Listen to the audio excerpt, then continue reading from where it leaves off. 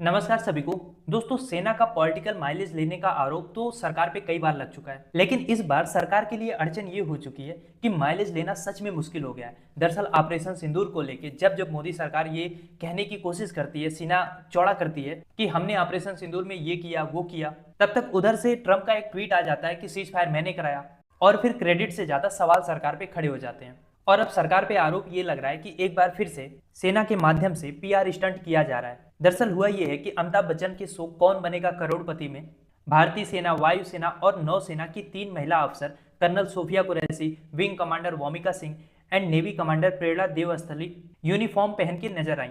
अब एक commercial TV show में देश की 3 महिला सर्विंग ऑफिसर अपने यूनिफॉर्म में जा रही हैं, तो ये बिना ऊपर के अधिकारियों की इजाजत, खासकर सरकार की इजाजत के बिना संभव ही नहीं है, और ये अपने आप में एक रेयर घटना है। और फिर सवाल यही आ जाता है कि सरकार को ये करने की जरूरत क्या थी? क्यों आखिर सेना का इस्तेमाल जो है वो पॉलिटिकल माइलेज लेने के लिए किया जा रहा है? अब कुछ लोग इसको विमेन एम्पावरमेंट से जोड़ के देख रहे हैं, पर आप समझो, विमेन एम्पावरमेंट करने के और भी हजारों तरीके हैं। जरूरी नहीं है कि आप सेना की साख को ही बार बार दांव पे लगाओ, क्योंकि सेना जानी जाती है अपने डिसिप्लिन के लिए, अपने नॉन पॉलिटिकल परंपरा के लिए। ऐसे में उनको किसी कमर्शियल टीवी शो का हिस्सा सिर्फ इसलिए बनाना ताकि सरकार की इमेज सुधर सके और वो प्राइवेट टीवी शो जो है वो भर भर के पैसा कमा सके, ये किसी भी तरीके से नैतिक रूप से तो सही नहीं हो सकता।